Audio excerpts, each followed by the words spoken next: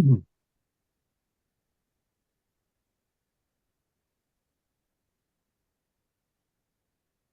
Welcome everyone to our event, Colonisation and Resistance, Palestine, Israel and the Struggle for Liberation. I'd like to start the day by acknowledging the Indigenous peoples in which we meet today. Many of us are joined here today from various places around Australia, whether it's Naarm or Gadigal land. I'd like to take a moment to acknowledge the Indigenous people of this land, to pay my respects to their elders past, present and emerging, and recognise the deep-seated connection that we as Palestinians in resistance also share with Indigenous people in this country. We cannot divorce the experiences of settler colonialism that our Indigenous brothers and sisters experienced here in Australia, in Naarm, where I'm speaking from you today, but also Palestinian resistance against settler colonialism. Both our struggles have faced ethnic cleansing and genocide. And it's why we speak meaningfully in solidarity with our Indigenous brothers and sisters here in Australia, and welcome those who join us in Indigenous land. And we assert very firmly, this always is, always will be Aboriginal land. So thank you everyone who has joined us. This event has been organised by Palestine Justice Movement Sydney and Free Palestine Melbourne. And there's a very important reason why we have organised this session. We're here to talk about Palestinian resistance and the right for liberation. Throughout the last century, regardless of the dominant movement's leader or ideology, Palestinian resistance has been designated as terrorism. And this follows an established Western colonial pattern in throwing terror designations on all national liberation movements and leaders, whether we saw that in Algeria against its anti-colonial resistance against the French from the 1830s, to the way Nelson Mandela and Yasser Arafat were designated as terrorists in the 1980s. In every case, the designation terrorist attempts to close down discussion of any explanation, erasing the political character of anti-colonial resistance and historical context of resistance movements and their tactics.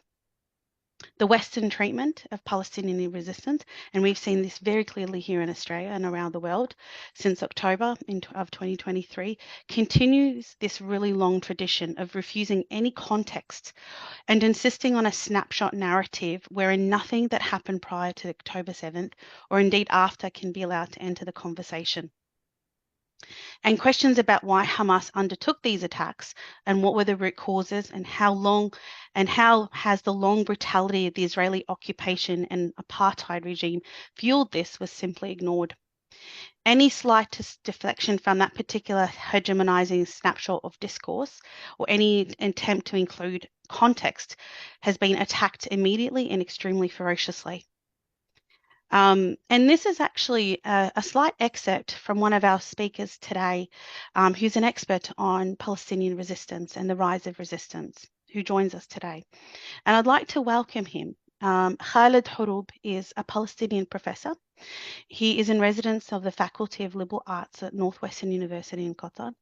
He's authored several books, including Hamas, A Beginner's Guide, Hamas, Political Thought and Practice, and edited Political Islam, Context versus Ideology, and Religious Broadcasting in the Middle East. He is also a poet, a novelist, whose work includes Ink of the Sun and I Slap the Face of the Sky, and go on. We're extremely honoured to have him join us today to have this important conversation. The purpose of us today is to tackle these questions and address them. I'd like to also take a moment to advise that we do have a very last minute apology. Unfortunately, Sarah Saleh, one of our speakers today and conveners, award-winning human rights lawyer and also Palestinian Lebanese Egyptian migrant, is unable to join us. Unfortunately, she's had some flight delays, which has meant she's been unable to join us today. And as well as, unfortunately, Miko Palad, who was quite keen to join us and due to the time difference living overseas, has had to pull out last minute as well. So unfortunately, we don't have them both joining us today, but we do have with us one of the organisers of today's events and also one of the co-founders of Palestine Justice Movement Sydney. His name is Ahmed Abadli. He is a Palestinian man born in Khan Yunis in Gaza. He is an activist and campaigner through the BDS movement. He's also is an engineer, has a master's in physics. You may find a lot of us Palestinians have master's degrees floating around. And he was last in Palestine in Gaza in September of 2023. This event also is hosted by other Palestinian organisations across the country. I will be going at the end of the session in detail around the organisations involved.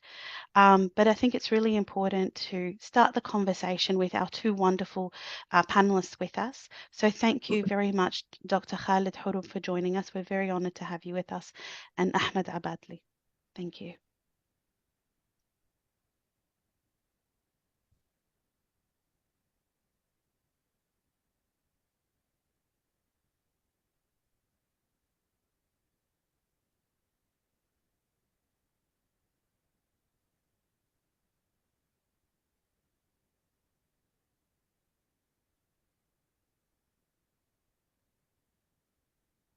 Ahmed, you want to start or? Yes, I would like to start. I'm just waiting on the technical expert to put me up. Oh, there we go. Thanks. Thanks, Fernanda.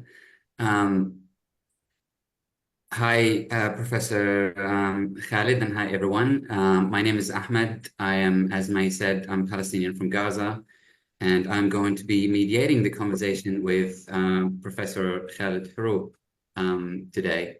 I also, before I start, want to acknowledge the traditional custodians of the land we're meeting on today. I am dialing in from Camaragal in Gadigal Land, and I want to acknowledge that the sovereignty of this land was never ceded. This was and still is the ground zero of a genocide that continues to this day against the indigenous peoples of this land. Professor Khalid Hurub, very delighted to be with you.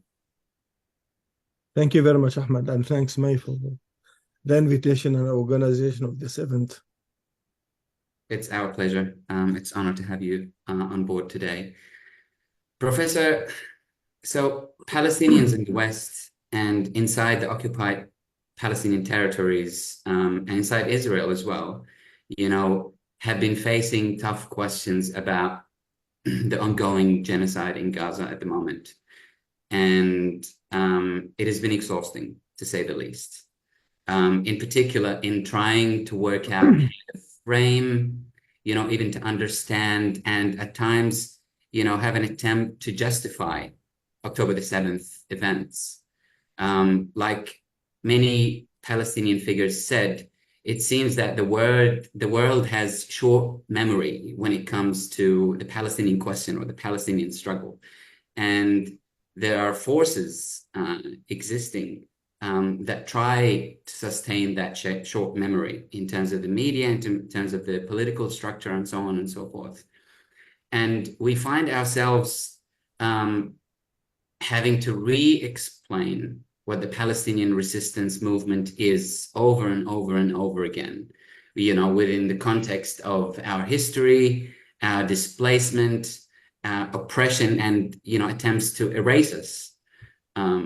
Because to me, I think everything about the Palestinian identity is centered around the concept of resistance. We Palestinians were born into this framework. We didn't have the leverage of choice in that regard. And so I really want to kick us off by, asking you this question. What do we mean when we say Palestinian resistance? And, can you give us a brief historical context about the Palestinian resistance? I mean, how has, bless you, how has the nature of the Palestinian resistance evolved from the early 20th century to the present day? If you can help us unpack this question. Okay, Ahmed, thanks. And I guess maybe this is a very good start to put things into perspective. And thanks to May as well for alluding to the key notion of the context. Because I think the struggle nowadays and the debate, all the fighting is about delinking Palestine and what's happening nowadays and at this very moment from what happened in the past and from what happened even after October the 7th. There is a tendency, as you see everywhere in the media and politics, and even in, unfortunate, in some academic even approaches, to fixate our sight on October the 7th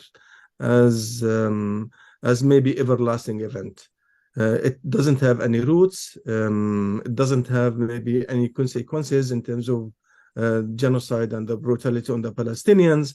We need to talk only about October the 7th, as if it has, again, it's an isolated event. So the talk about the context and freeing the debate and even fighting this debate is, I think, very crucial for me. So the Palestinian resistance, in fact, goes back almost a century ago. It started under against the British, the original colonizer of Palestine. It started in 1917 during the First World War. The British colonized Palestine, as they did with other parts of the region in the Middle East. And then during that period that lasted for almost more than 20 years, 30 years, in fact, they facilitated the emergence of the Zionist project in Palestine. The Zionist project in Palestine originated in Europe as a European colonial side project. Then it transplanted in Palestine, again, as a sister project for the British colonization of the land and the area. So we had 30 years of dual colonial project in Palestine between 17 until 1948. And in this period, in fact, the British managed to restructure the nature of Palestine. Palestine, part of the Arab land, part of the wider, let's say, Middle East, Arab, Muslim, and even cosmopolitan area. And now they wanted, according to the so-called Balfour Declaration, to change the nature of the whole land into a Jewish state. So that was, in fact, in a way, a British project. So the Palestinians, in fact, started their journey of resistance not against the Zionist project, the emerging Zionist project, but also against the greatest power of the time, that was Great Britain.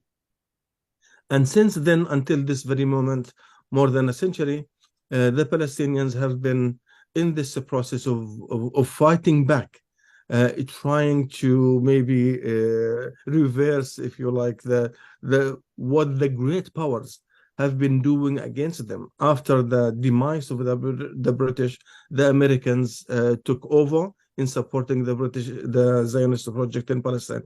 So the Palestinians had the fate of fighting not your, if you like, ordinary enemy. Throughout the different stages, they have been fighting and resisting against the superpower of the time. Back in the past against the British, and nowadays against the American even empire. Now, in between, we have the Palestinians had various approaches, various even ideologies, fighting now the established and the created state of Israel on their own land.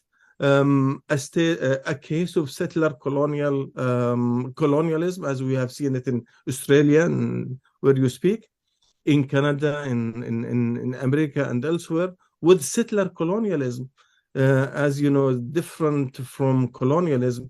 There are prerequisites, and one of them is the ethnic cleansing of the indigenous people, exterminating them if that was needed, expelling them from the land, and then claiming ownership of the land. So it is not this classical colonial project where you go to another land and then plunder their wealth, occupy them for a certain period of time, then you go back to the metropole, to the mother colonial country, be it France, Belgium, Britain, Italy, or whatever.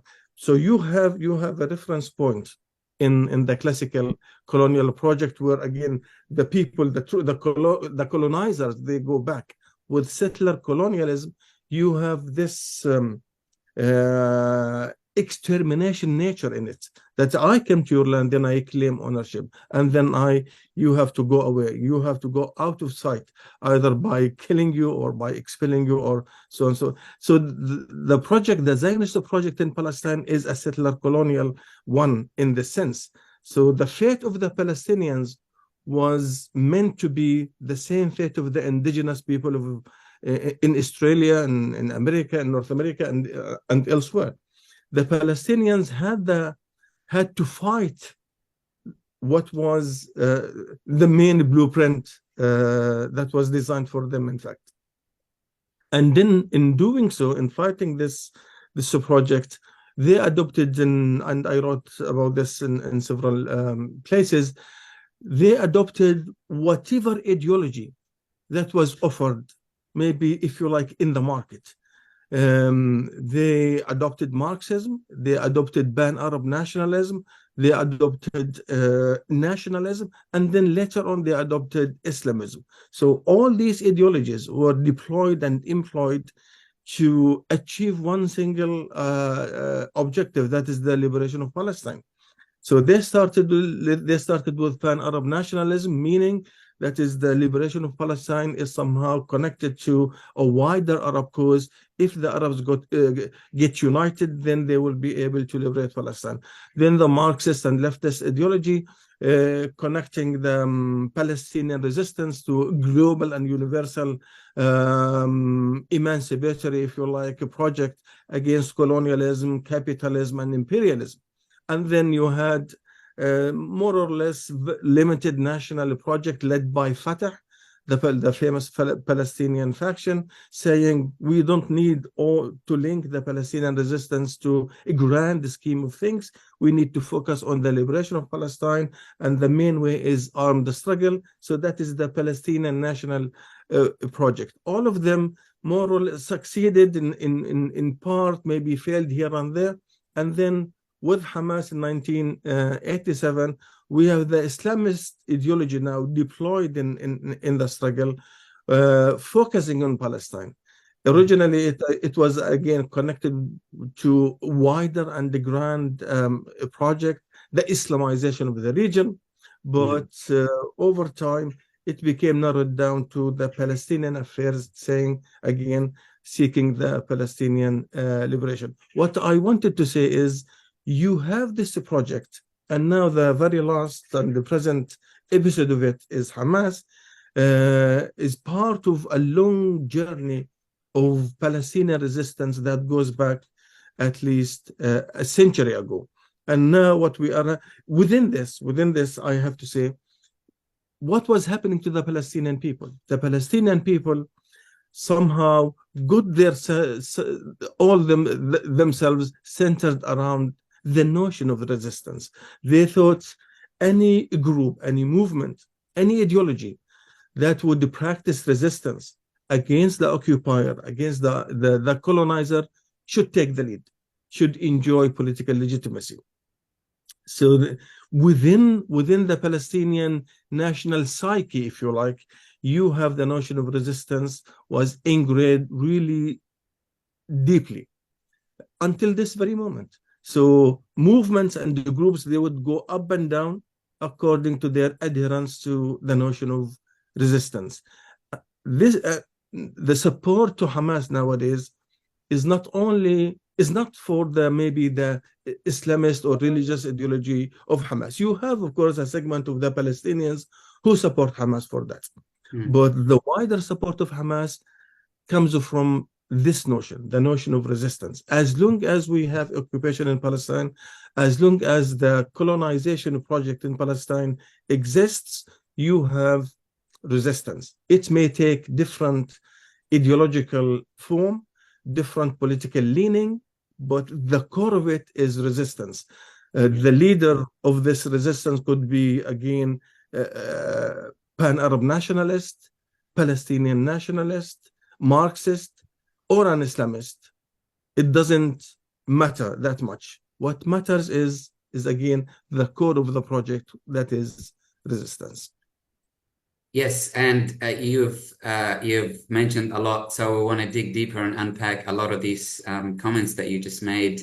And indeed, I mean, it's very important to put the current resistance, the struggle, within the context of the settler colonial system and their strategies and the ways they go about the indigenous population. I mean, one of the strategies is to trivialize the indigenous population. In Palestine case, they had this slogan, a land without people for people without land. And here on this continent, for example, you know, the land was declared terra nullius, you know. So it's the exact same origin of the settler colonial project.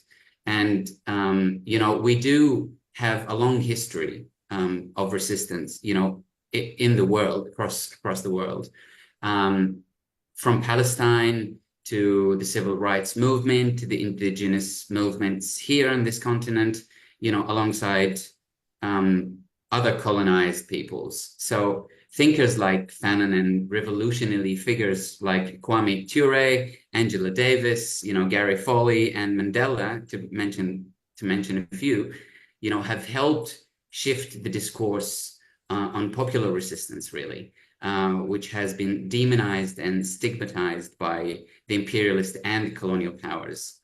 So the question is, and before I pose the question to you, Professor Khalid, I just want to encourage everyone in the audience to dig in and just pose their questions in the Q&A window, and hopefully we'll get to them towards the end, and then we'll answer as much as we can. So the question to you, given what I've just said about the nature of resistance worldwide and the rich history of liberation movements, I mean, how far has our understanding come to the concept of popular resistance? And if not far enough, apparently that's the case. Why is that? Like, what are the factors obstructing us from having a good grasp of that conception of popular resistance? Yes, Ahmed. I think maybe a starting point in answering this question and let's say placing the concept of resistance and popular resistance within a wider perspective is to acknowledge and then to realize what kind of world that we live in. I think the starting point is to say that we live in a neo-colonial world. This is a neo-imperial reality that we are operating within, or maybe rather to say operating against. If we acknowledge this reality, that is colonialism in the very classical fashion maybe had ended, so you don't have so much military occupation and colonization of one country, one state of another country or nation, yet you still have the dominance and the hegemony of a number of Western powers, mostly, over the rest of the world. So you have the nature of colonialism, or the core of colonialism, as identified by control, dominance, and exploitation, is still there. And this is why Kwame Nkrumah of Ghana back in 1960s, even back in 1960s, after the liberation of many African countries from their former colonial masters, he wrote a book saying colonialism and neo-colonialism, because he realized, yes, you know, the colonizers had left Ghana or any African countries, but still the linkages and the levers of control remained even after their departure. So these countries in Africa and Asia and elsewhere, they felt as if they remain subjugated to the colonial dominance, even if they don't have the army, the colonial army, in front of their eyes. This is in fact a reality that continued until this very moment. If you think of the whole world, you have the classical Western colonial mantra, the West and the rest, I think is still valid. So you have the West, you have the Western powers controlling the rest of the world in different means, via economy, finance, media, military, of course, this and that. So you have this lack of global justice, which is my second point. So that is the first point, the neo-colonial, neo-imperial world that we live in. And then the second point is the lack of justice, the lack of global justice. As you said in Australia, and the indigenous people of the real owners of the land, they are now out of sight. And this goes across the board globally. You will have dozens and dozens of injustices that are clear-cut. We can see them, but we can't do anything for them. So this is it. The lack of global injustice prompts all of us to say, well, in this case, the resistance and the fight against global injustices, including Palestine, is something universal, something global. And this is my third point, that is to break away from the locality of any resistance project. Any injustice case, if it was limited and then dealt with as a restricted case, in this case, the chances of winning and fighting against the oppressors, I think, would be lesser. But if we broaden, if we break away, and if we stretch the locality of any resistance cause to make it global at a universal level, and then make the linkages and connections with other causes, in this case, we create the, let's say, the movement for global justice with different, even including, let's say, what? The exploitation of capitalism nowadays. Well, away from Palestine, away even from any political issue. Think of a week ago, I was doing something. Can you imagine? Can everybody imagine that is on an annual basis, we have almost 3 million children die out of poverty? Who is the criminal? Who is behind this? After all this progress, all this global wealth, then we have people, kids, they just die out of poverty. And then the focus is on terrorism. So why not? The focus is not on poverty and in economic justice. This is the fourth point.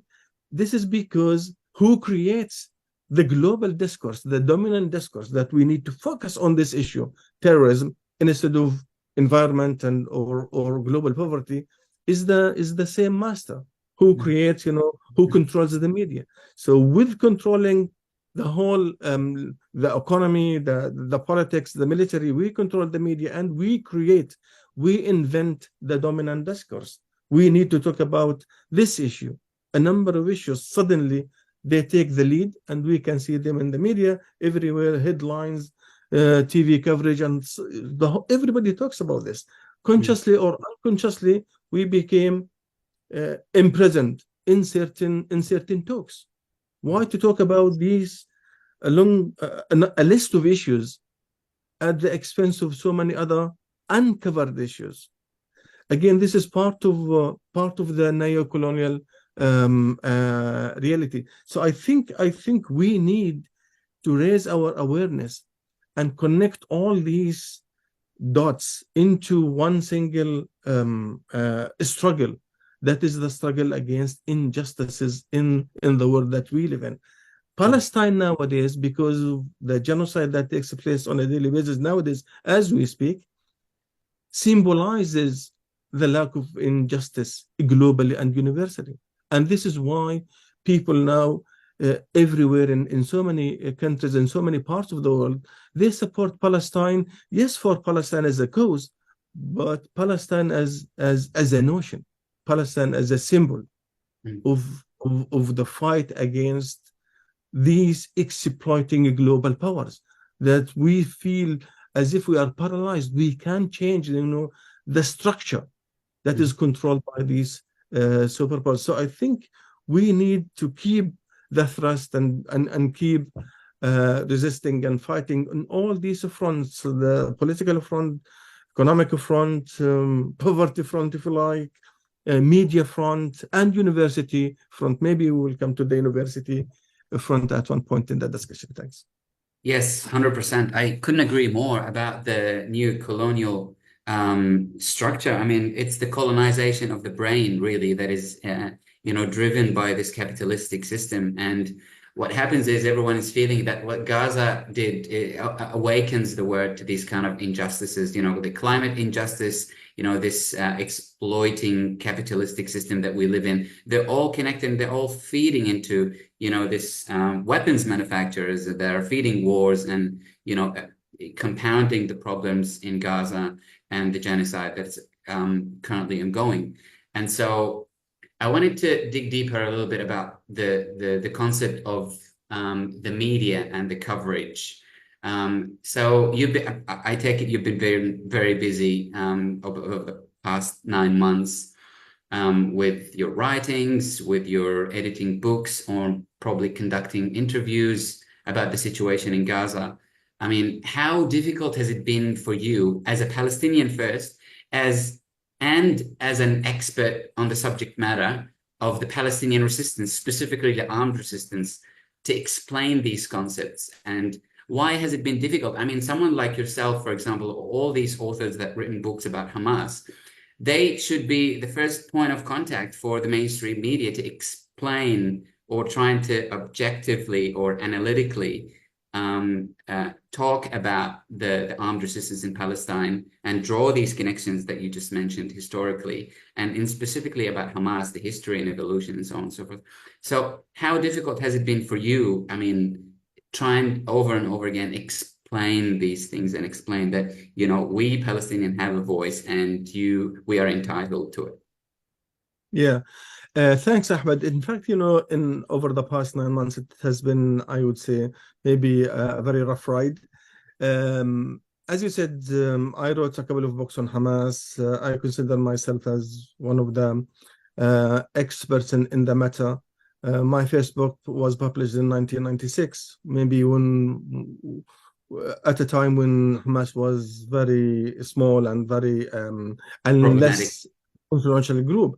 And since then until now, I have been covering, the different developments of the movement. And yet, when somebody calls you to talk about, October the 7th and what happened, they start to feed you in, to fill you in what to talk. Please, Professor, don't speak about this and that. Let's kind of focus on this. Yes, we know there is a context, but our focus now is on this event. So they are telling you in advance. So the producer would call me in advance, and then we have a chat. Sometimes, to test, my views and my opinions, what I'm going to say. And then if I go off the mark, another phone call, maybe after a few hours, they'll say, we have some modification and changes in the program. So thank you very much, meaning just go away. We are not kind of interested in your views and this and that. I remember very well in the first week after October the 7th, I was interviewed by an American network. And again, we went through maybe 1 hour because the interview was planned to be live. So that was very risky. They can't do any edit on it. So they interviewed me twice, not interviewed me, but we had a chat twice before the interview, 2 days before the interview. We went through everything. And again, with the instructions, the atmosphere is very volatile. So let's not talk about this. If you can mitigate and tone down this or that. Then I went with the flow just because, everybody was so scared to talk about Hamas resistance and the Palestinians. You remember, in the very first week, you have all these stories, Hamas massacred, civilians in Israeli settlements and towns. 1,400 Israelis were killed, 800, I remember the figures very well, 800 of them civilians and 400, police force and soldiers. So we were talking about this figure. Somebody asked me about this figure. Then I said, well, I take this figure with doubt, with suspicion. I am not confirming and not denying anything of what we are reading, but we need a third party to verify these figures, these events. Because why is this? Because we had 3 stories from day one, from maybe the very first hours of the event. One story is dozens of kids, babies, were beheaded and burned. There was mass rape. And then thirdly, 1,400 people were massacred.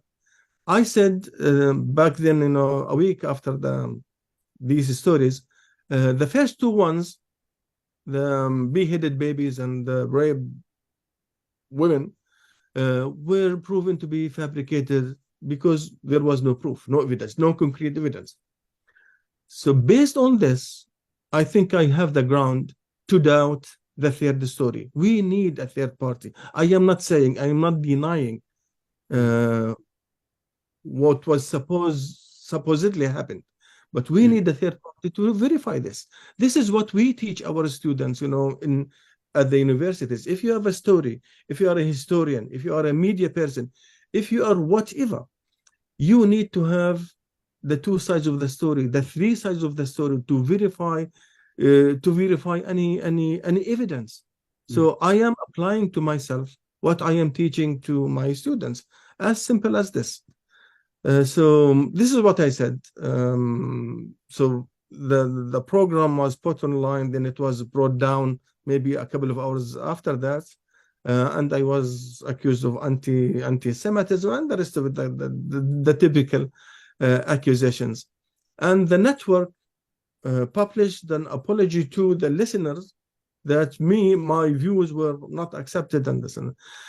So this is one incident, and again it was somehow repeated in different, maybe different scale and different size. I'm not talking about myself as well. Somebody, no, it's only as an example of the different voices, or the voices that it tried to offer some sense, some rational analysis, to put things into perspective, of course, into context. The context thing was the most fought against by the mainstream media over the past maybe 3, 4, or 6 weeks of the event. Don't talk about the context. We need to talk about October the 7th. And again, as I mentioned at the very beginning, it was as if a taboo to talk about the context, to say, well, listen, even if we limit things to Gaza Strip, not to talk about Palestine, not to talk about, the colonization of Palestine that goes back to 1948. Let's talk about Gaza. Gaza Strip has been under siege since 2007. And now over the past 17, 18 years, we had multiple wars on Gaza. And people were suffocated in this very narrow strip of land. You have 2.3 million Palestinians under every single pressure that you can think of. You have silent death on a daily basis in hospitals. Babies are dying because there weren't enough medical treatment. People with, let's say, cancer, they can't leave the strip to have adequate treatment. Just imagine yourself having cancer in the Gaza Strip, or breast cancer in the Gaza Strip. And I know I was close enough to some organization with the breast cancer women in Gaza Strip before October the 7th. 1/3 of the patients, they couldn't leave the Gaza to the West Bank to have treatment, meaning you will die there. So as long as you, as Palestinians, as a Palestinian, you are exercising silent death and the quiet death, that's fine with us. Nobody listens, nobody hears about this. October the 7th is the explosion of all these multiple pressures on the Palestinians. Now, when you die loudly, the whole world would take notice. It is very unfortunate reality.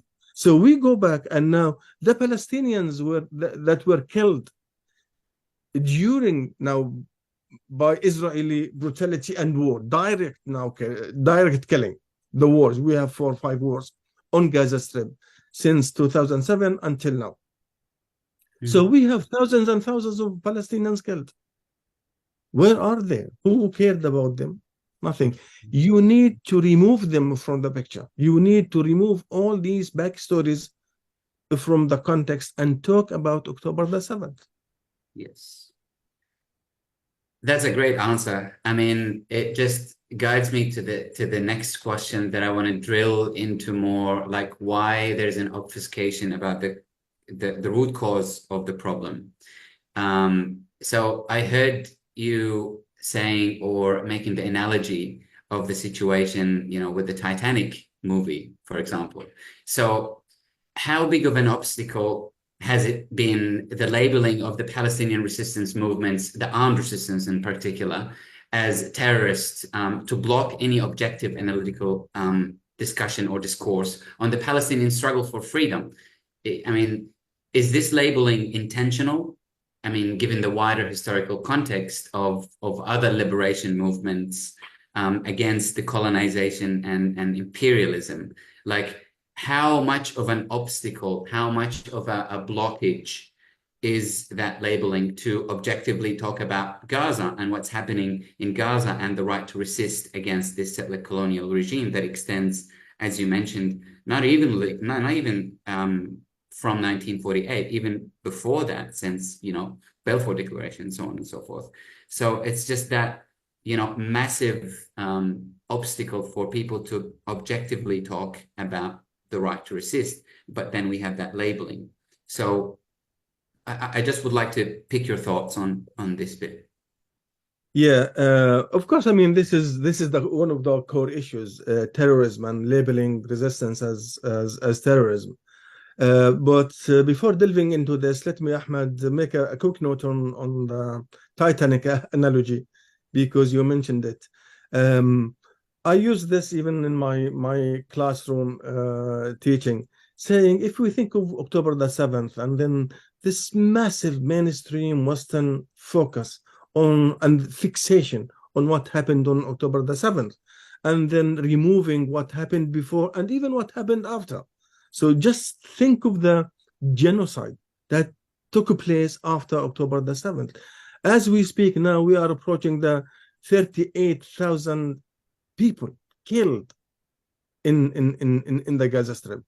I was reading somewhere the fire and the bombing used against the civilians in the Gaza Strip is 4 times more the firepower used in Hiroshima.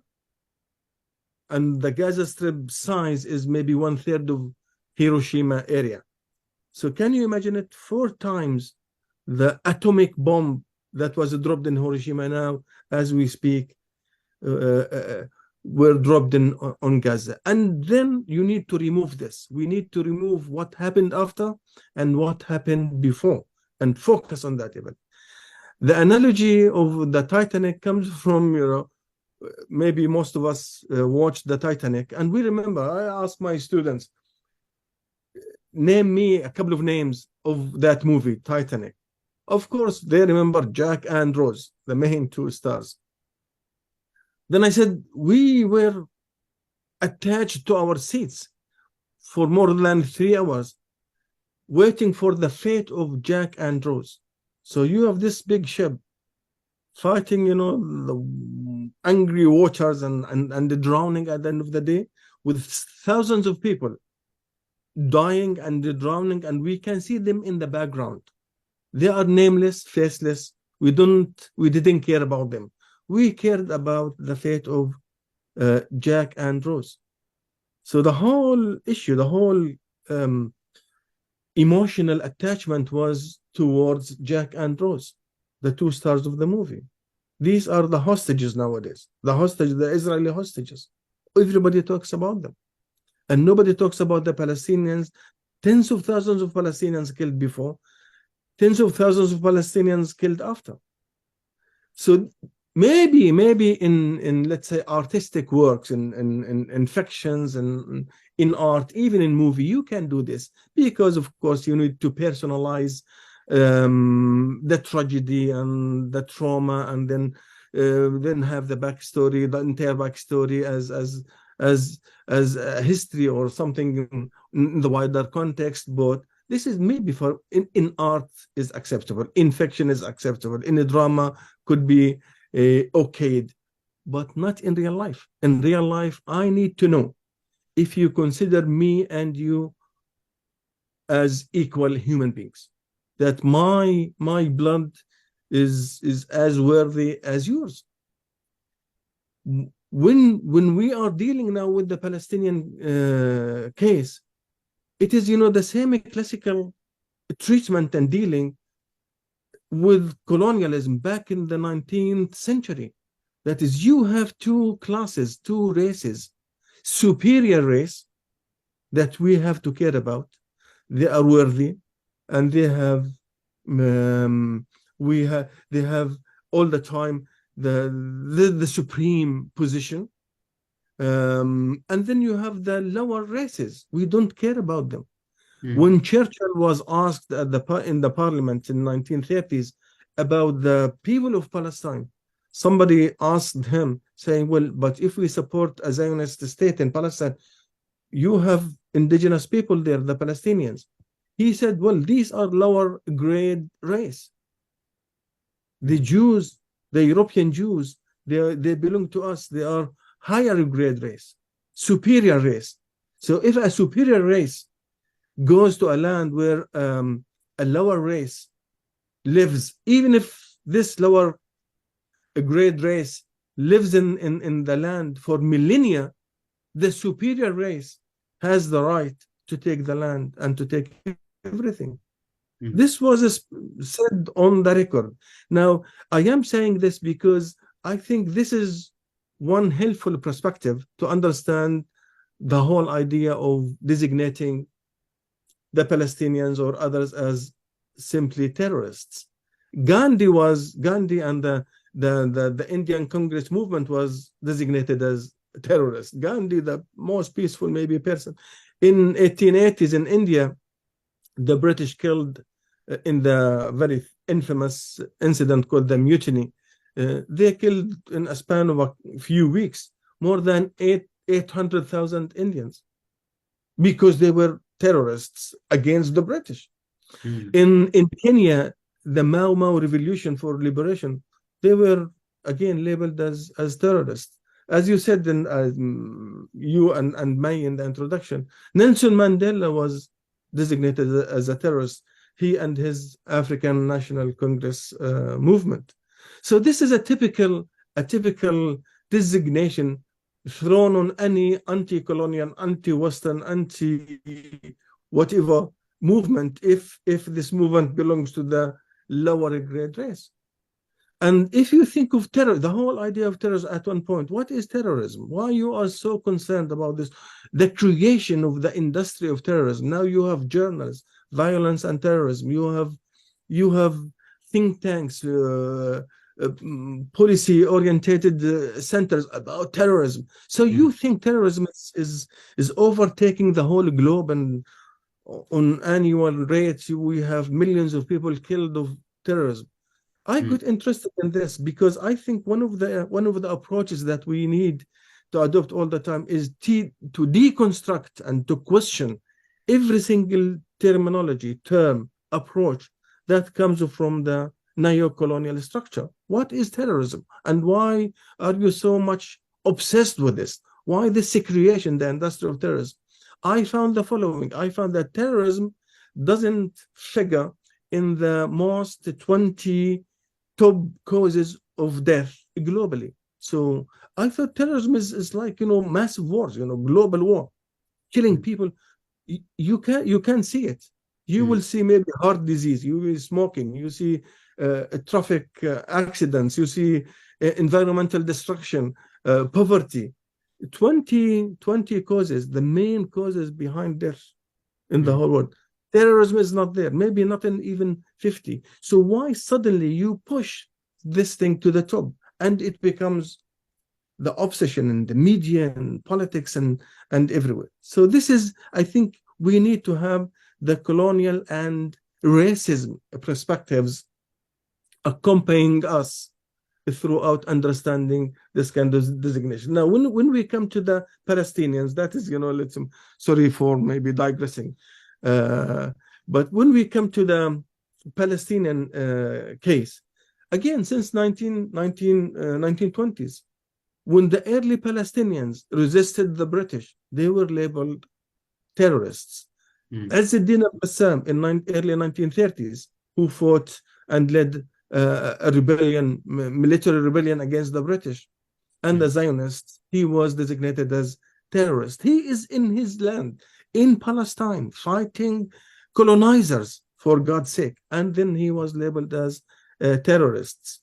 Then since then until now, every single Palestinian who would dare to resist and to say no, and of course to resort to armed struggle, which is a legitimate and justified means to resist colonization, occupation, and imperialism, they are designated as terrorists. The PLO and Yasser Arafat, terrorists. And by the way, as a footnote, the PLO, this is now the organization led by Yasser Arafat and by Fatah movement that eventually in late 1980s, early 1990s said armed struggle is not beneficial, not leading us to liberation. Let's try peace talks. And they started peace talks with Israel. Since, again, Oslo Agreement, and even before, that's Oslo Agreement in 1993, until now, 31 years. So this is your partner in peace, quote unquote, the PLO. The PLO, until now, is designated as a terrorist organization by the Congress. So how come? If the PLO, your partner in the so-called peace talks, is still recognized as terrorist, yes, what about the other organization like Hamas and others? It's definitely an imperialist and colonizer's tool to kind of challenge every anti-colonial violence that is there to liberate the indigenous people from colonization. I mean, it's becoming more and more clear. It's a tool that the imperialists use against anybody who stands up and speaks the truth in their face. I want to shift the conversation back, and I want to talk about the current players in the Palestinian resistance front. Well, before going that, Ahmed, I remember something. I think maybe it's good to share it with you and the audience. The killing of civilians, because this is let's say this is the core of terrorism. Yeah. So killing civilians, if you think of it, I remember in 2003, the American invasion of Iraq.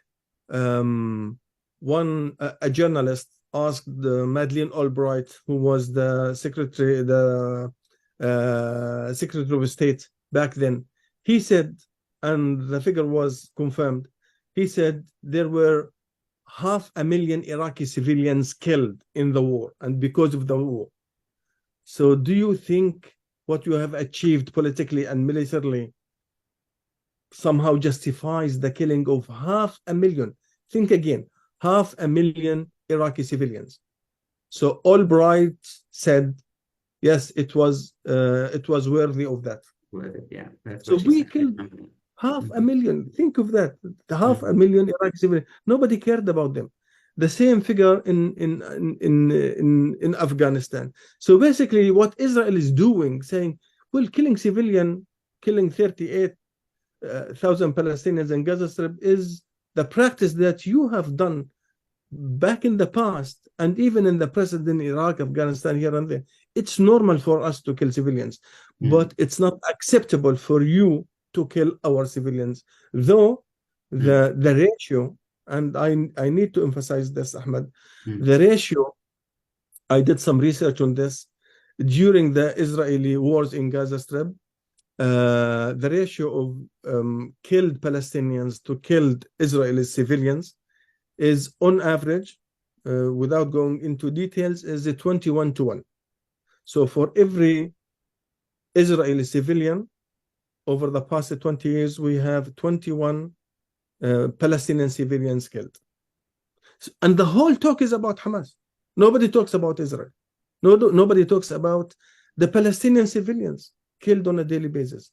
We care about the one Israeli civilian, not the 21 Palestinian civilians. Now, after the genocide, this ratio goes up to 1 Israeli for 47 Palestinians. So for every single Israeli killed, we have 47, and I am talking civilian here, 47 Palestinian civilians. And then the media is obsessed with the Israeli side, Jack and Rose theory. Yes. That is, we are superior. We shouldn't be killed. About you, this is another story. You are unworthy, so you could be killed, exterminated, expelled from you. And this is another story. Yes, I mean, the definition of civilian, according to the international community, I mean, apparently it's different depending on the skin color of that civilian, unfortunately. I really want to get as much as possible out of you, Professor Khalid. So just talking about those current players at the Palestinian Resistance Front, in particular in Gaza at the moment, you know, the role of the Islamic movements in the struggle for liberation. I mean, you've edited a book titled Political Islam, Context versus Ideology a few years back. As an Islamic movement, I mean, how has Hamas evolved throughout the past 4 decades since its inception? I mean, what is the ideology, and has that ideology evolved or changed? I mean, the first Hamas charter is being criticized of being largely anti-Semitic, but then we started to see, I mean, whoever is observing started to see significant shifts in Hamas's understanding of the Palestinian struggle and its ideology. I mean, this was clear at the start of 2000s when Hamas started contemplating being part of the political landscape of Palestine, culminating into, you know, updating its charter in 2017, where it actually recognized Israel and a Palestinian state on the 1967 borders. I mean, acknowledging clearly that their struggle is not against the Jews, but against the Zionist colonial ideology and the Zionist settler colonial project. So in saying all that, like, do we still look at Hamas purely as Islamic movement, or does it have a more of a nationalistic focus to it, actually, not just an Islamic nature? Yeah, well, Hamas is the transformation, let's say, of a mother organization called the Palestinian Muslim Brotherhood. The Palestinian Muslim Brotherhood is a chapter of the bigger organization, the Muslim Brotherhood, that was created in Egypt in 1928. So this organization had started to branch out in the region, Palestine, Syria, Jordan, Iraq, here and there. And so the Palestinian branch was created in Jerusalem 2 years, in fact, before the creation of the State of Israel. That is in 1946. And the ideology of this organization, the Muslim Brotherhood in Palestine, as it was in other countries, was somehow centered on the Islamization of the society, the local society, the Palestinian society in the case of the Palestinian branch, or the Egyptian society, the Jordan. And they thought that all the illnesses that are facing that society or that country started from the deviation from the true path of Islam, according to their ideology. So they needed to bring back people to what they thought as the pristine path of Islam and religion. Now, facing colonialism in Palestine, the Muslim Brotherhood in Palestine faced a different set of questions. It is not only about an ordinary setting. Now you have occupation, you have colonialism, you have this and that. The answer was, yes, this is a pressing question, but we can't fight colonialism and occupation with a weak society. We need to strengthen the society. The strengthening of the society should be was perceived as bringing them back to Islam. Islam will make them stronger, again, according to the ideology. And then they went down this, the implementation of this ideology for decades, in fact. Even after the creation of Israel, the Muslim Brotherhood would say, we refrain from any confrontation against the occupation because we are still not ready. We are preparing the generations for to become stronger and then to fight Israel. So this took them 40 years. And during the 40 years of this preparation strategy, you have other ideologies, as I mentioned, took the lead in the Palestinian resistance. And in fact, many Palestinians look at the Muslim Brotherhood as an organization that is not involved in resistance, so they lacked any national credentials or legitimacy. They were on the margins, in fact, of the Palestinian national movement that was led by Fatah and other organizations that practiced resistance. So this is why resistance is all the time key, is the vehicle of political legitimacy.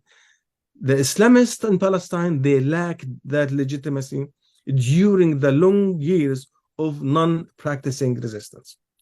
Mm-hmm. Now, in 1987, we had the so-called Intifada, the first Palestinian uprising against the Israeli occupation. Everybody took part in that. And the Islamist group, the Muslim Brotherhood, decided to take part and to change strategy. Now they are shifting gear towards confrontation and resistance. And they changed even their name, and they took the name Hamas. So the Muslim Brotherhood became Hamas. So it's a transformation of an older and longer in life organization. This is why they started very strong. Now, this still their political experience was immature. The discourse was immature, I think. Even the charter that was reflected in the charter, the first charter that was published in 1988 was full of anti-Semitic terminology and descriptions and I think most of it was brought to the thought of Hamas from the so-called the protocols of the Elders of Zion. So this is a European document, somehow find its way in Hamas's literature. So if we dig deeper in Hamas's anti-Semitic at that time in 1988, it has some European roots. This is not to say that Hamas was innocent and pure, but only this comes from outside. But I think they needed some more time to mature. And this took place, in fact, in 91, when they published a new memorandum, somehow leaving the charter behind. And as you said, as they grew and have more political experience, they matured, and you have the religious component somehow giving way to the political and national component. So we started to see more Palestinian face of Hamas at the expense of the religious face and content. This is, again, not to say that they ditched, if you like, the religious component. Still, it's there. So you have these two components, the religious on the one hand, and the political national one on the other hand, somehow functioning together, sometimes in harmony, sometimes in lack of it. Sometimes, the political national component takes the driving seat, as we see nowadays. Sometimes, and then in certain aspects, in social activities, maybe networking and others, you have the religious component takes the driving seat. But more and by and large, generally speaking, over the past, let's say 10 years, the Palestinization of Hamas has been visible. And this what makes Hamas maybe more appealing for many Palestinians who are not religious. So many Palestinians have, as I said, maybe criticism of Hamas's social agenda, religious agenda, but they support Hamas for the cause of resistance. And again, this is why resistance remains key in Hamas or in other Palestinian movements' strategy. 100%. And then, to my understanding, I mean, Hamas seeking to be part of the political landscape as well. It is Hamas's realization that it's seeing the situation being very difficult to depend only on armed struggle without the backing of a political structure, of a political branch. And that's the situation for all liberation movements that happen across the history. There has to be negotiation, political negotiation that works hand in hand. And therefore, I think in their new charter, they're declaring that, you know, we are willing to accept 1967 borders, but we cannot, we still denounce Zionism. We still not going to put down the arms, because that's a learning from the PLO as well.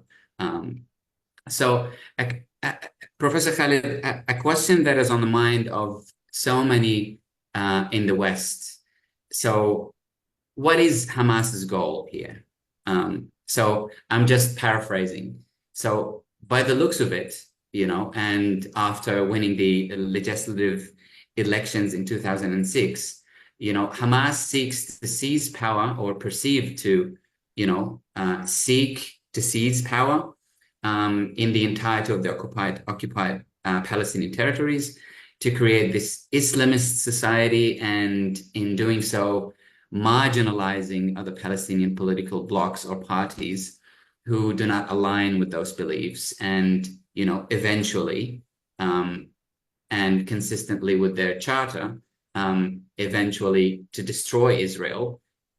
So how accurate do you think that characterization of Hamas' end goal is? I know it's a packed question. You got 30 seconds to answer. No, I'm joking. Yeah, I think Ahmed, the issue is not Hamas. The issue is the Palestinians and the resistance. As I said, even if Hamas was, let's say, destroyed and then disappeared from the entire picture, the causes, the real causes, the root causes of that were behind the creation of Hamas are still there. The occupation and the colonization of Palestine. And then another movement, maybe in this case, if there is any global movement, any ideology, as I said, most of the ideologies, if not all the ideologies, were deployed and employed and used by the Palestinians to liberate their land. They used Marxism, nationalism, pan-Arab nationalism, Islamism. If there is any fashionable, let's say, ideology that becomes powerful, maybe they will adopt it. So I think part of it's a misleading discussion sometimes, you know, to focus too much on Hamas. We need to focus on the resistance of Hamas and what is where does this put the Palestinians at large, and maybe Hamas, of course, as a political party. Hamas, at the end of the day, is a political movement, a political party. It does have its pros and cons in the eyes of the many Palestinians. Many Palestinians support Hamas. Other Palestinians criticize Hamas. Many Palestinians support Hamas for the resistance thing, as I said, not necessarily for the entirety of Hamas's program. This is up to the Palestinians. I mean, what Hamas needs to achieve, what are Hamas's goals at the end of the day, even if they want to liberate and control the Middle East, that's up to them. They are entitled to say whatever they like, but it's up to the Palestinians at the end of the day to approve this program or not. as they did, I mean, the Palestinians in 2006 and even before, when they had the chance to elect or to practice democracy. So by the end of the day, you have elections, you have the Palestinian people, 14 million Palestinian people. They decide their fate, and they decide who leads them according to the whatever political manifesto. So if Hamas says, we want to establish an Islamic state in Palestine, and then declare this, and then they have their, let's say, election manifesto based on this, be it. Then you have the Popular Front saying, we want to have a Marxist state in Palestine. The movement or the group or Fatah saying, we want to have this or that state, liberal democratic state. Now, they can say whatever they like. But I think at the end of the day, it is up to the Palestinians to judge and then to decide on their fate, the nature of the political structure, whether it was, let's say, a Palestinian state within 1967 borders, or a one-state solution, democratic state, or whatever kind of outcome. It is not, I can have my own views, you can have your own views, Hamas can have their own views, but what is implemented at the end of the day is what the Palestinians as a whole want. So sometimes from my engagement in these debates, I can say some of them very abstract, in fact. People just proposing and suggesting, what if this and that? Well, you have the main bulk, the decision makers, the Palestinian people are somehow disappearing from the debate. I bring them back and I say, whoever can say whatever they like, but at the end of the day, the decision is in the hands of the Palestinians as a whole. 100%. And that just emphasizes the point that, you know, Hamas is an ideology. It's part of the fabric of the Palestinian people. It doesn't represent 100% of the Palestinian population in the whole of Palestine. And in fact, you know, reading about the history and, you know, observing the leadership of Hamas's speeches, Hamas, you know, ever since the beginning of 2000s at least, has always been about unity with the different factions, you know. And the best examples to me, you know, just discussing about the acceptance, because this is leading to my question. The main evidence to that is one of the main names that Hamas has listed to this hostage prisoners exchange was Marwan al-Barghouti, because Hamas deep inside knows that he's one of the best individuals that is able to unite the existing factions and resolve the question of disunity and fragmentation and so on and so forth.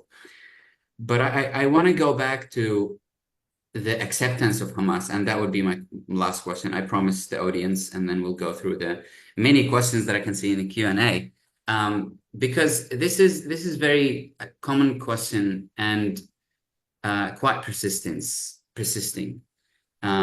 So I just want to stay on this topic of Hamas, and there was an interesting poll. I'm not sure if you had a look at that, that came out of a center called the Palestinian Center for Policy and Survey Research that's based in Ramallah. The center has conducted research into the level of Hamas acceptance by the Palestinian people in Gaza and the West Bank. Research came out in early March, and it produced pretty fascinating results. You know, that Hamas's popularity in Gaza and the West Bank has actually increased, you know, amongst Palestinians in those regions from December 2023 to December 2024. So how accurate or how close to the ground do you think this poll is? I mean, it must be, you know, almost near impossible to conduct such a solid or any kind of poll right now in Gaza. But the numbers are not very low either. You know, they can be some sort of indicative. You know, we're talking about 60% moving from 50% for Hamas into 60% in March.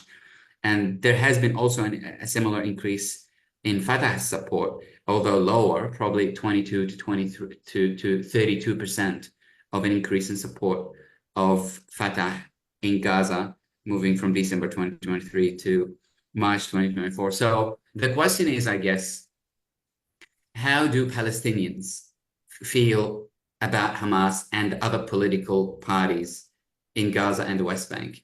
Is there still support given, you know, the eventual and the ever escalating genocide over the past 9 months? I mean, people are very tired, you know, at the moment. How could they still support the main, you know, seemingly the main reason of their current suffering? Like it's mind-boggling that there's still support. Like what's your thoughts on that? Yeah, let me start with a comment on the center that conducted the survey, the Palestinian Center for Policy Survey and Research. This is a respected policy research think tank in Ramallah, headed by a respected academic, Dr. Khalil Shiqaqi. So, and they used to have these polls, I think, every 2 or 3 months, maybe every 3 months before October the 7th. So this is periodical exercise, and many academics and researchers, they rely on these figures in their research. So the credibility of the center is acknowledged. However, it's really very difficult for me to judge specifically on this poll, because again, the question that you have alluded to, which is how could you conduct a solid, credible poll in Gaza Strip nowadays? Now, I know the center, they do this via phone or WhatsApp and this and that in random sample. They have their own means to be scientific and to minimize the margin of error and all of that. But still, maybe the question is still, I guess it has its own merits. Now, my own take on the results, I was surprised by myself, especially about the figures coming from Gaza Strip. I know for sure, and I go with the figures about the West Bank, that is the support for Hamas has gone up high because of their resistance and the steadfastness and all of that. But you are outside the picture. You are not suffering. You are not tired. You are not, under the daily, maybe hourly bombardment by the Israeli army. Whereas in Gaza, my prediction and via my contacts and the people that I know here and there, yes, you have a decrease, in fact, in Hamas's support and popularity, which is understandable. And here I differentiate between supporting Hamas and the decrease in Hamas's support and the position vis-a-vis resistance. So people would say, no, I am with resistance, but Hamas's decision was that immature or wrong or this and that. So the notion of resistance, as if it's still sacred. So people, they just put it on a side, and then they say we talk about and we criticize Hamas. So you have voices criticizing Hamas in Gaza Strip more than any other maybe Palestinian locality. When we talk about the Palestinians in the diaspora, many indications point to the fact that Hamas's support has even multiplied across again Hamas, the Palestinian communities globally. Now, in Gaza, there is another kind of let me say argument among.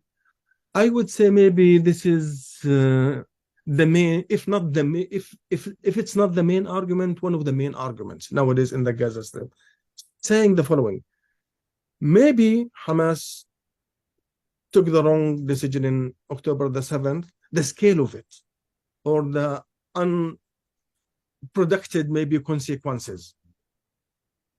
But let's kind of delay that. Let's postpone that until the war is finished. It is not a national practice. It is not a good practice. It is not a patriotic practice to open this chapter and to start criticizing Hamas and attacking Hamas during the war of resistance, because Hamas is doing the entire job of resistance. So let's delay that. Let's postpone that. So I think there is this argument which is more responsible for many Palestinians, even if they are critical of Hamas, saying it is not the time. It is not the proper time. Look at what is happening on the Israeli side. You had deep divisions before October the 7th, and then once the war came in, they closed ranks, and then they created a national coalition or a war cabinet even between all the rival groups and parties, and then they act as one. So let's just delay that and focus on how to deal with the situation in terms of resistance and maybe supporting the Palestinians in the Gaza Strip. So in general and in brief, I think the picture is still, I would say, gray. We can't say black and white. So all these figures, they could give us some indication, but we have to take them with a great measure of caution, I guess.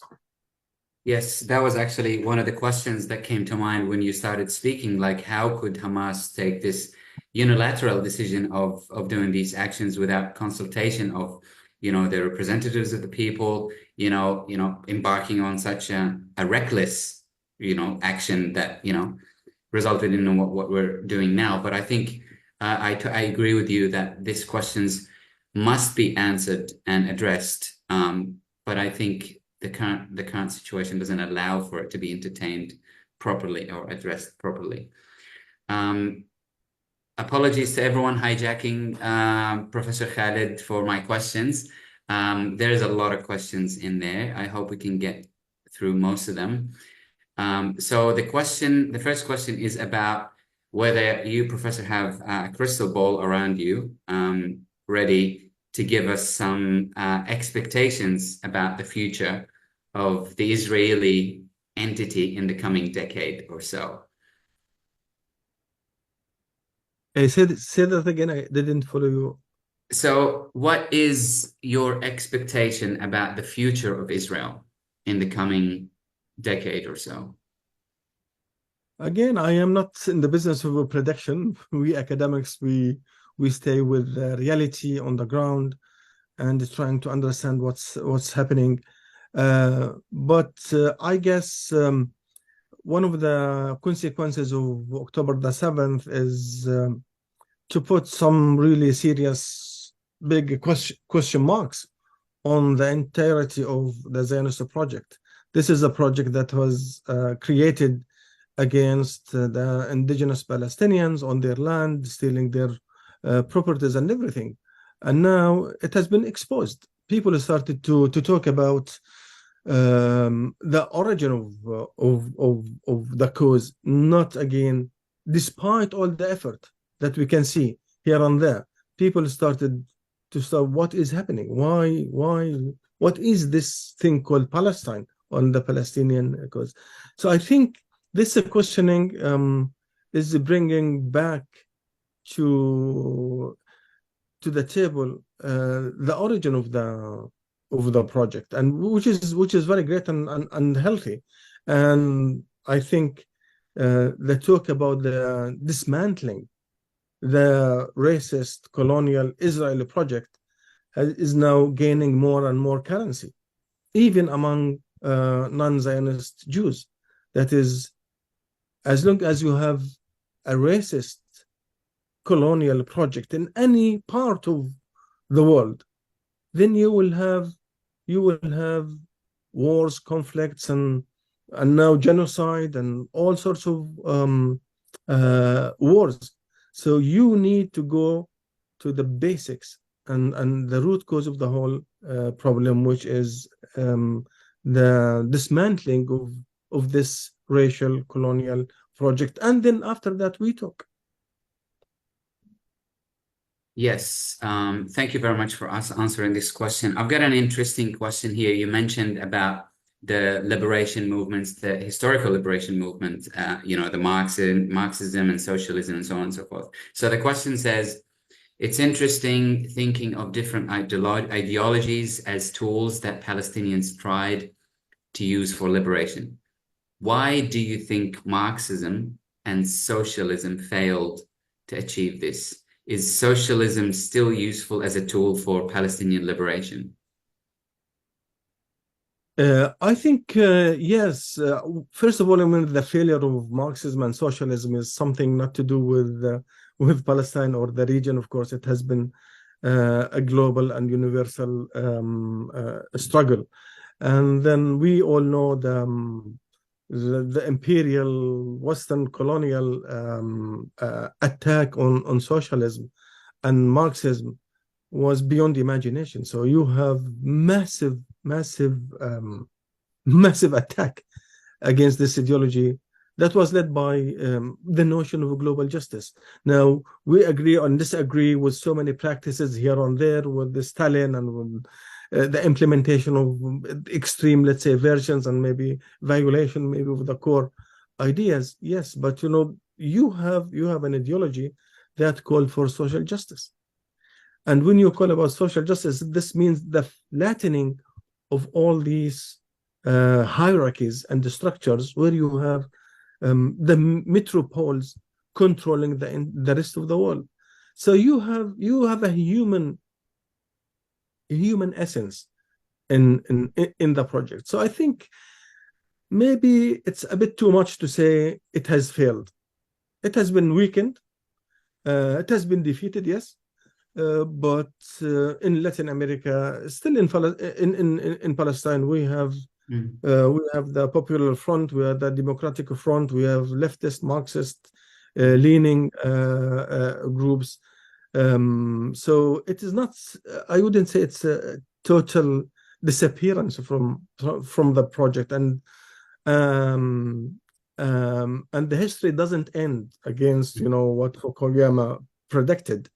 Yes, it goes up and down. This is maybe we are in the days of the neo-colonial imperial structure, but again, the struggle is still continuing and going on. So let's be optimistic on this sense. On that optimistic note, there is a really interesting question about the US involvement into what's happening in Palestine. So the question goes, what is the strategic value for the US to support Israel? Is it about oil? Is it about the gas that was recently discovered on Gaza shores? What is it about that, the US blind support of Israel?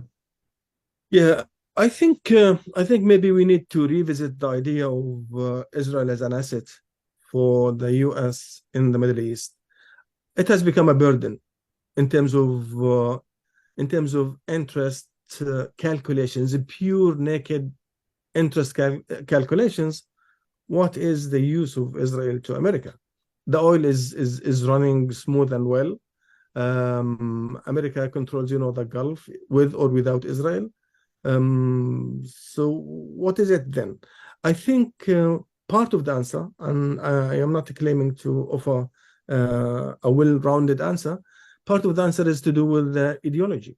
There is an ideology, American ideology, behind Zionism. And this goes back in history. Part of it, of course, Christian Zionism support. And when we say Christian Zionism, you have this idea that even predated Zionism with at least half a century, saying bringing back the Jews, the world Jews to Palestine is a prerequisite for the reappearance of the Messiah, the Christian Messiah.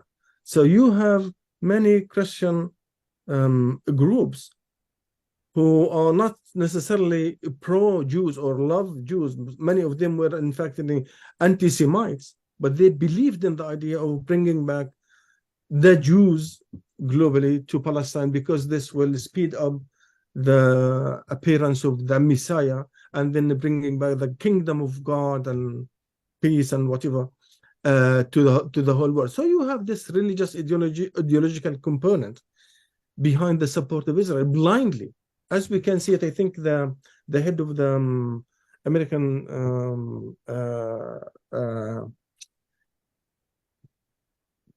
senators, I think he said, well, that is my job. My job as my duty as a religious man, as a religion, is to support Israel. So it comes from religion. Another component, then I end by this.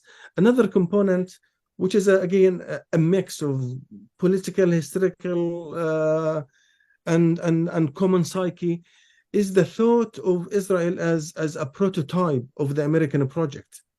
So the American project is what? Is, all these Puritans or white Europeans crossing the Atlantic and then building the new world against the indigenous people, then creating this massive, great civilization. Look at this, the leader of the whole world, the light on the mountain. So, and it's a grand narrative. So over 2 centuries now, you have America leading the whole world. The basic of it is poor immigrants. They came from Europe. They were persecuted in Europe. And yet now you have the same story with Israel. This is how it's framed. These poor Jews coming from Europe, persecuted, and then they go to this so-called desert in Palestine. They made it bloom. And then they created this fantastic, great country, scientific and democratic. So you have this kind of similarity. Now, one footnote is the indigenous people of the America. Millions of them, dozens of millions in America, they were exterminated during this grand story, grand journey.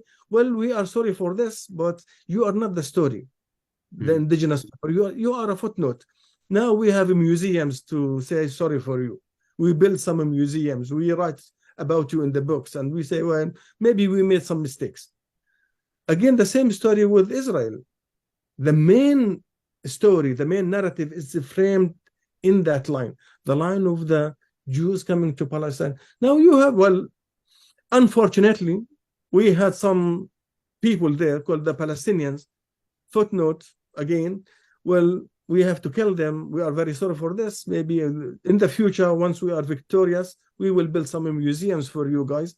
But it's the same. So you have this element of similarity, I think, of seeing Israel, looking in the mirror and seeing Israel as us, the Americans. So I think these 2 components could help us in explain, again, not fully answer the question. Thank you. Yes. A question that is similar to, the US support, talking about the Western society's support, governments namely.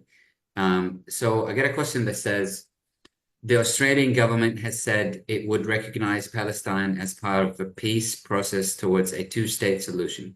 Can you comment on the state of the peace process and prospect of bringing an end to the conflict? Yeah. Well, first of all, let's talk about, the terminology again. I encourage myself, encourage you, Ahmed, and all the audience all the time to spend some time on every single term that has been used and exploited and even overused and became like a scripture, a sacred, text. What is the peace process? When you say peace process, it has the origin of the term was designed by somebody called Henry Kissinger, who was security national advisor to Nixon in late 1970s. And he said, we need, when you create a process, when you want to make peace, and achieving peace is very hard because you have so many difficulties in the way. You create a process. This means the process takes time, and you create this perception that something is happening and peace is achievable, and we are heading towards achieving peace. So you create a peace process. Now, when it comes to the Palestinians, this has been, in fact, in Madrid conference in 1991. Since 1991, we are living in this process. There is no peace, but process. Now, what's the beneficial of the process? The process gives you this cover, the diplomatic cover, under which you can achieve so many things. Israel achieved normalization with so many African countries, Asian countries, with China, with India, because we are doing peace with the Palestinians. We are no longer occupier. We are no longer a colonizer. We are doing peace. Just give us some time, but the process is going ahead. And even we ended up with normalization with some Arab countries, Arab regimes, I should say, because the process is there. So in fact, number one, there is no process. There is no process. Since I think at least 10 years or maybe even more, 12 years, there is no peace talks, even if they are lip service, if they are just kind of a show. This show never existed. It is not there. So you have a status quo. And the status quo is changing. The status quo is the expansion of settlements in the West Bank. Now we have almost 1 million Zionist settlers in the West Bank. The West Bank being, supposedly the Palestinian state. The West Bank, East Jerusalem, and the Gaza Strip. So in this peace, where the Oslo Accord said, potentially, hopefully, you will have in the future a Palestinian state. This land is now infiltrated by more than 1 million Israeli hardline fanatics, even in the West Bank. So there is no such a thing called peace process. The second terminology that I disagree with is the so-called two-state solution. What is it? The two-state solution. Think of it. Two states means we need to end up with a solution where you have two states. But now we have one state. You have Israel. So one of these two states is already established. Not only established, one of the most powerful states in the Middle East, maybe in the whole world. So it's again misleading. That maybe the better, I wouldn't say that the best terminology is to say we need a Palestinian state in 1967 borders, because one state is already there since 1948. So to emphasize that state and to say, well, the two-state solution is somehow, it needs to be deconstructed, in fact. So again, this is another. Now, even if whether you call it two-state solution or a Palestinian state in 1967 borders, the reality on the ground run against the logic because of the settlements, because of the expansion, and because of the rise of the right-wing ideology in Israel. Now, there is no constituency that supports the idea of a Palestinian state, even if it was disarmed, even if it was weak, even if it was in whatever form. There is no supporters for this idea, no longer. So again, another maybe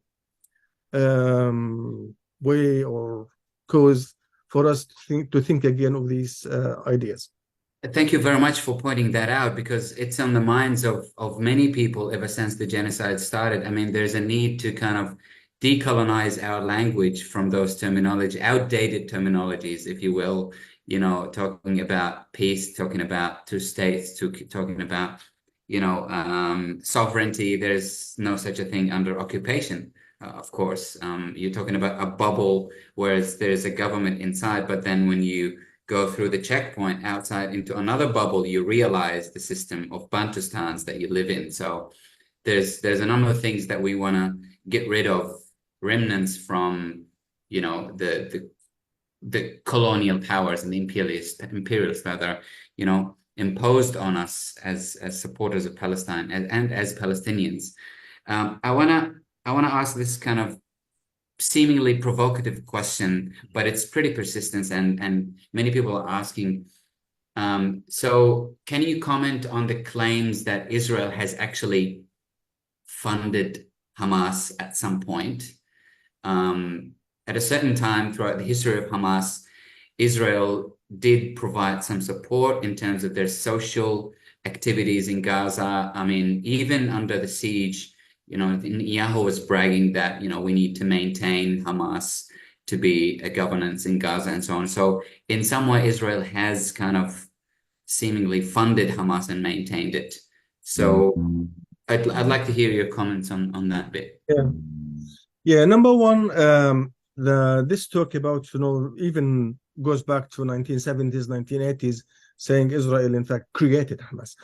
I dig deep into this claim and tried to do my own homework and research. What happened is that Israel issued a license for the Islamic University in Gaza and for something like Islamic Center charity in Gaza in late 1970s. And these were, the main hubs for the Muslim Brotherhood in Gaza Strip and in Palestine. So again, the mother organization of Hamas. 10 years down the line, we will have something called Hamas. Now, these licenses were, yes, true. Israel gave the same licenses in the West Bank for other Palestinian universities, secular universities, leftist ones, because it's the occupier force, the occupier authority. So if you want to have a charity, to build a charity, if you want to build a university, any institution, that is the authority that would legalize the functioning of any of these institutions. So what happened in the Gaza Strip happened in the West Bank as well, equally happened in the West Bank. So it was a policy at the end of the day to facilitate the people under occupation according to international law. So it wasn't a big deal. So that couldn't be accounted as the creation of Hamas was made by Israel or this and that. Now, when Hamas became strong in 1990s, this story came to the surface again. And my humble analysis goes along this line. That is, it's more acceptable for Israel and for the ego of the Israeli intelligence to say, well, we were behind Hamas's creation, but you know what? We made some mistakes. It went out of control. It's more acceptable to take this rather to say, well, Hamas was created against our will, and we were there, and we couldn't do anything about it. So in this case, it's a sign of paralysis. We couldn't do anything. We are not the upper hand, but that we created you, and then you made some mistakes or you deviated from. We are still at the upper hand. Now we can see the same story nowadays. Some media stories came about saying even October the 7th was some intelligence, they knew about it in advance. That was my next question, 100%, yes. Yeah. They knew about it in advance, but they just allowed it for different reasons. Again, this is to say to keep the upper hand in intelligence and control. It is too much hurting for a colonial ego to say, well, while I am colonizing and controlling the area, something big happened and took place against my will. I would reverse the story. I would kind of rechannel the story in a way saying, well, I knew about it. Then I thought I would channel it. I would redirect the whole thing to serve my interest. However, my plan failed. So that is too much. I think there is some acrobats here. Intelligence, psychology, ego, I think in the interplay that we need to account for. 100%. I think, to my understanding, I think there's some level of condescension as well. Like, you can't do anything until I allow you to do it. So it's like a colonizer understanding of perception. I am aware that we're taking too long. This is the last couple of questions. I'm aware also that your glass of water has run out. So, and your mouth is pretty dry. So the last couple of questions, Professor Khalid. So someone is asking, there appears to be armed resistance groups in the West Bank emerging at the moment over the past few years. you know, Den of Lions, you know, Katibat Jenin, and so on and so forth. What do you know of them? And there seem to be a lot of different brigades as well developing there, also part of Hamas, possibly. I mean, where do you see them fit within the bigger picture of the Palestinian resistance? Is it something that's leaking out from Gaza? What's that new nature developing in the West Bank? Yeah, I don't know that much, in fact, to be honest and frank. But what I can say is that they are not leaking from Gaza. No, these are the Palestinians. So you have Palestinians in the Gaza Strip. You have 3 million Palestinians and maybe a half in the West Bank, and they resist on a daily basis. They are under multiplicity of pressures in terms of security and intelligence, not only from the Israelis, but also, unfortunately, from the Palestinian security forces that are in cooperation with the Israelis, because the West Bank is the main hub, is the main concern for Israel and the settler movement. For them, this is part of the Holy Land. This is, in fact, the Holy Land, the ancient Holy Land, the biblical land. So the pressure and the focus on the West Bank is enormous.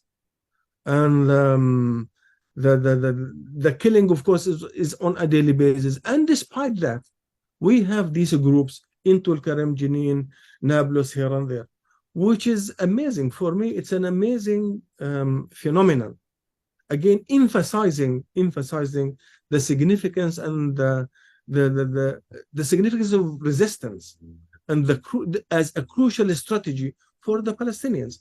Because many Palestinians nowadays in the West Bank, in Gaza Strip, in Jerusalem, in the diaspora, they thought we gave up basically 78% of the historic land of Palestine in Oslo. According to Oslo Accords in 1993, the PLO recognized Israel on 78% of the historic land of Palestine. And this is why many Palestinians opposed these accords. Hamas opposed them. Still, though, the official representative of the Palestinians agreed on that deal. So nobody could think of a concession more than that. And despite that massive historic concession made in Oslo, 1993, nothing happened on the ground.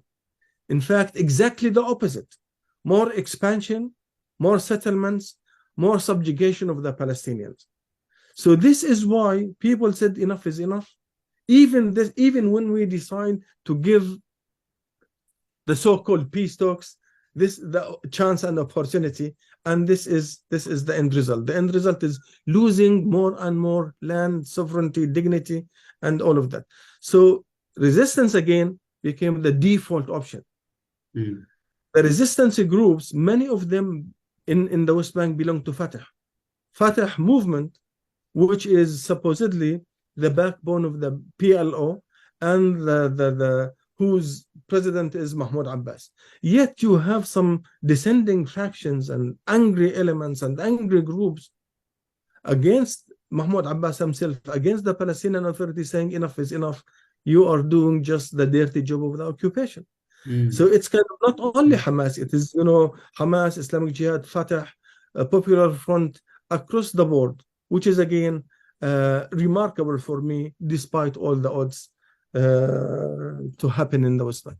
And just a clarification, by resistance in the West Bank, you actually mean, armed resistance to pressure occupation into, dismantling the system of occupation. Yeah, armed and even popular resistance as well, because it goes across. But our talk here may be on about the armed resistance specifically. Yes, I mean, talking about different sorts of types of resistance, my last question would be, how can the international community effectively support Palestinian resistance and the quest for justice?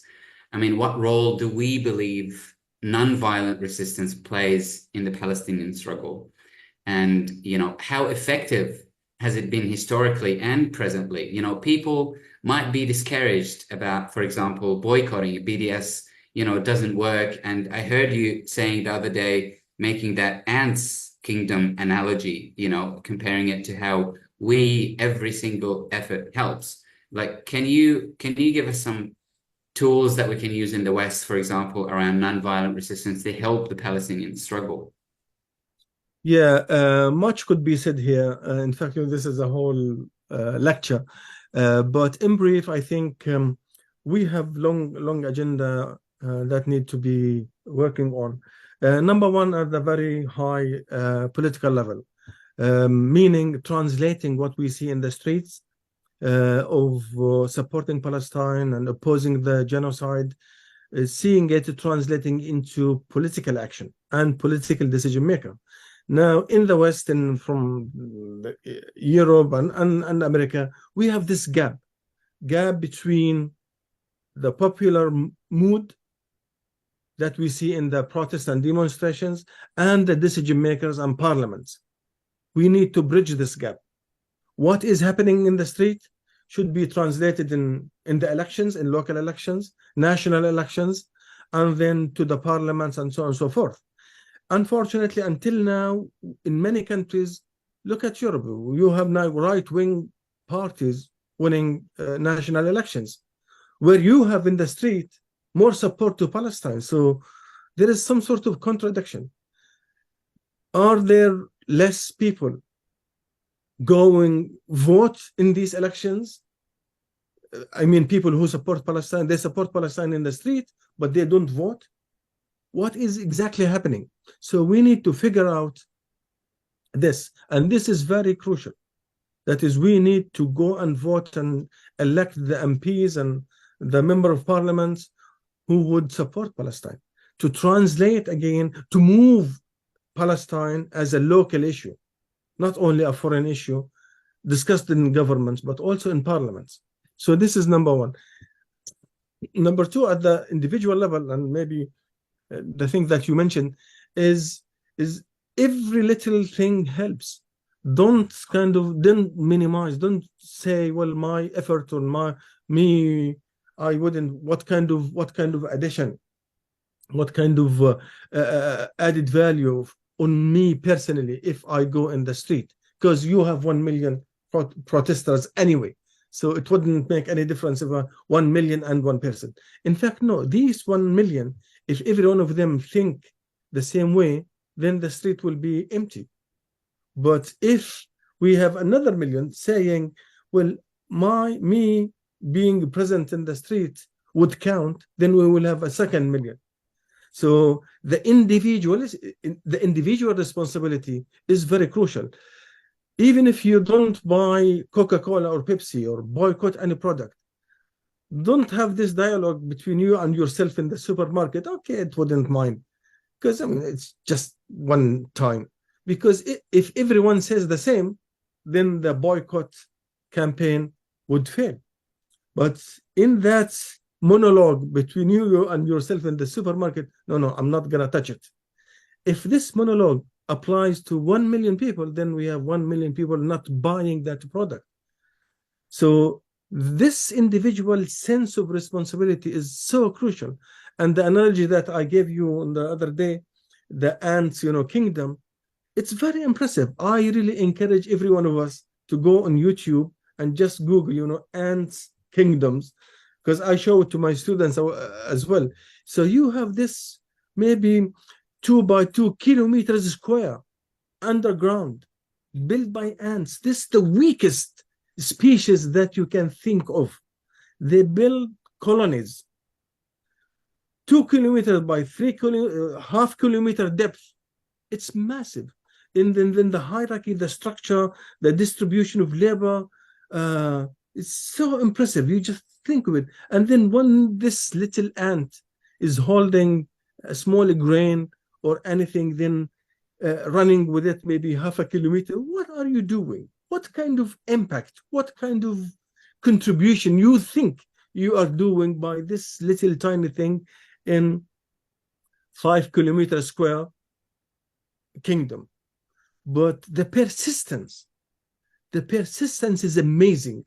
The persistence of this ant to take this little grain and to do it, to take it, put it in the right place, that made the kingdom.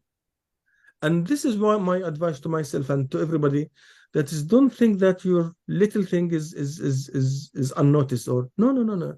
It's part of the victory. It's part of the bringing a global justice, not only for Palestine, for our entire world. We are not working for Palestine.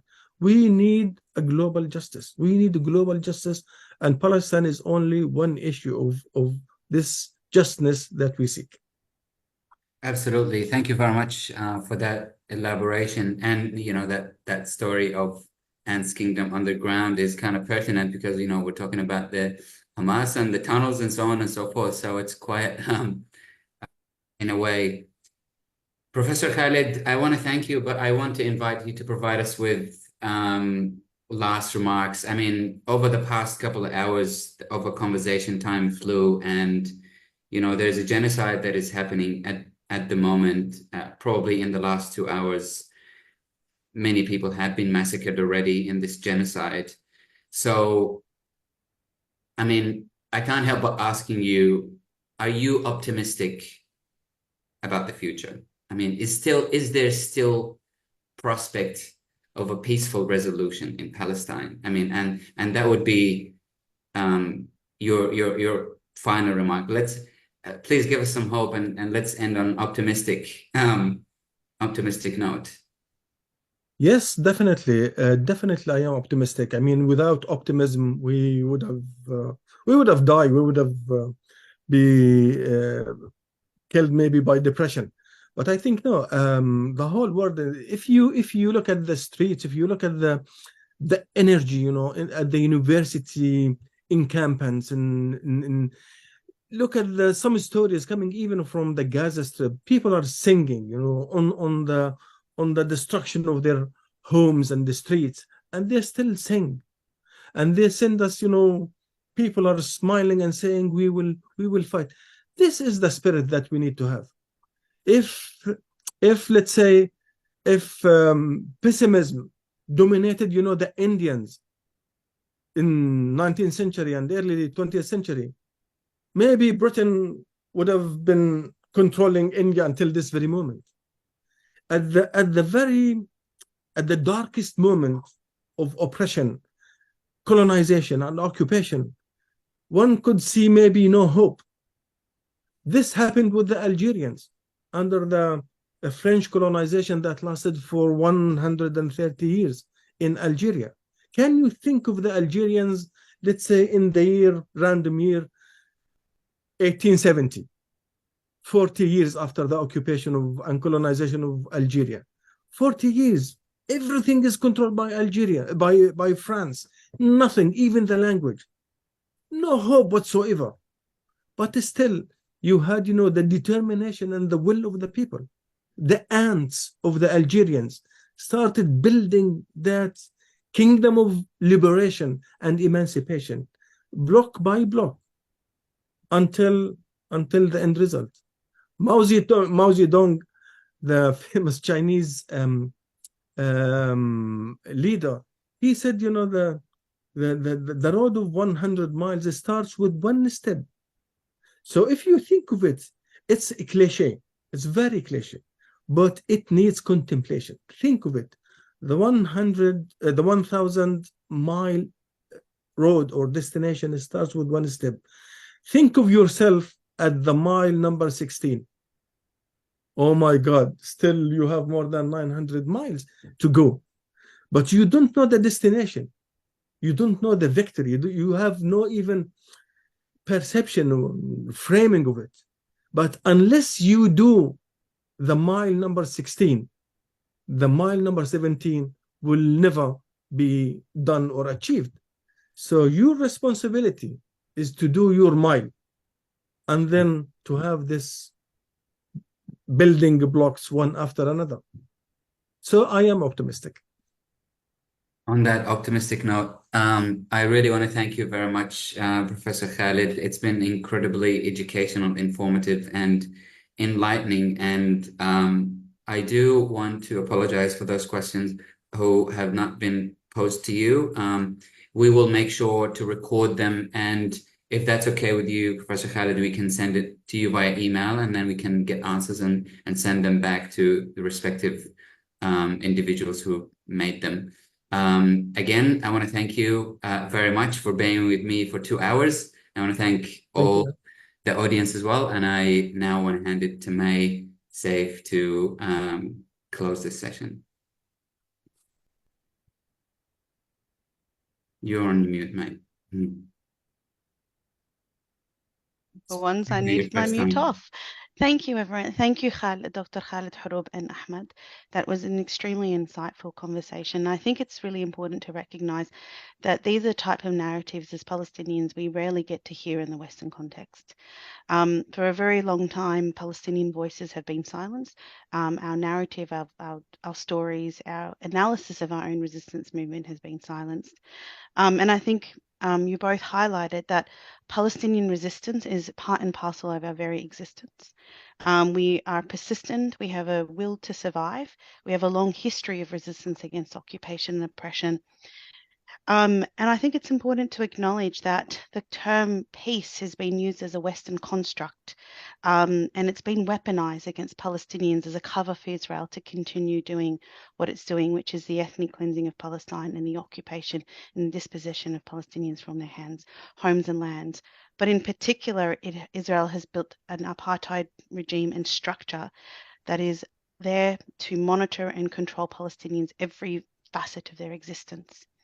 And I thank you both for highlighting how Palestinians have resisted this. I think it's also really important to note that we've had a plethora of kind words thanking you for your contributions, this talk. We've had over 600 attendees, and I think we've had countless messages coming through, thanking you across Australia. Just a reminder and a thank you to those who hosted this webinar: Palestine Justice Movement Sydney, Free Palestine Melbourne, Justice for Palestine Yanganjin, Australian Friends of Palestine, Tasmanian Palestine Advocacy Network, and the Palestine Action Group Canberra. Every single one of these organisations have live streamed this talk across the country.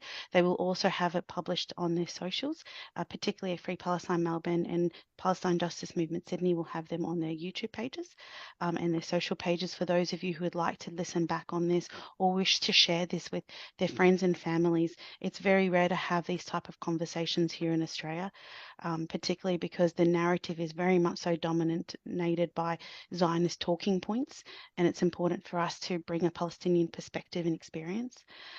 For some of you as well, you may have seen that before you joined our webinar today, you received an email.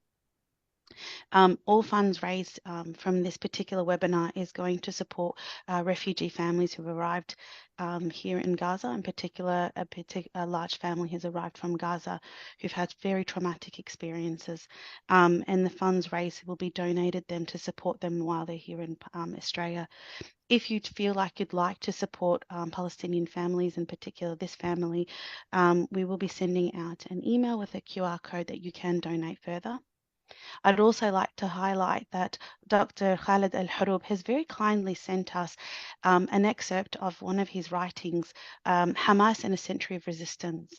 He wrote this on the 2nd of December of 2023, highlighting Palestinian resistance in the current context.